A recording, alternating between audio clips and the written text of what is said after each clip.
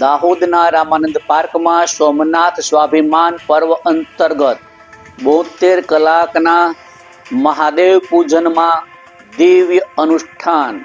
નમસ્કાર, સહજ ન્યૂઝ સાથે હું છું ગોપાલ ભેસાણિયા।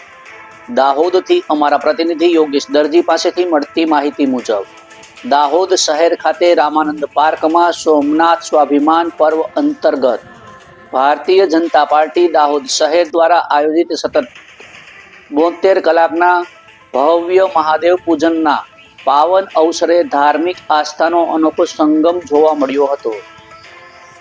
આ અવસરે રાષ્ટ્રીય હિન્દુ સંઘ દાહોદ જિલ્લા દ્વારા ભગવાન ભોળાનાથનો વિધિવત અભિષેક કરી પૂજા અર્ચના કરવામાં આવી હતી।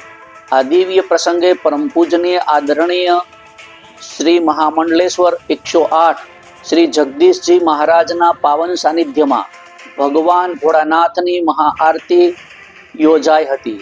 કાર્યક્રમમાં કેબિનેટ મંત્રી તથા દાહોદના લોકલાડીલા સાંસદ સભ્ય જસવંતસિંહ ભાભોરની વિશેષ ઉપસ્થિતિ રહી હતી, જેમની હાજરીએ કાર્યક્રમની ગૌરવતા વધુ ઉજાગર કરી હતી।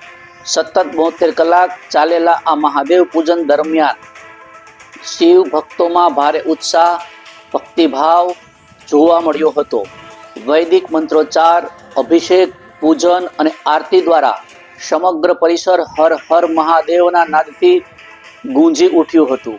સોમનાથ સ્વાભિમાન પર્વના આ આયોજનથી શિવ ભક્તોમાં આધ્યાત્મિક ઉર્જાનો સંચાર થયો હતો અને ધાર્મિક એકતાનો સંદેશ પ્રસર્યો હતો। રિપોર્ટર યોગેશ દરજી, સહજ ન્યૂઝ, દાહોદ।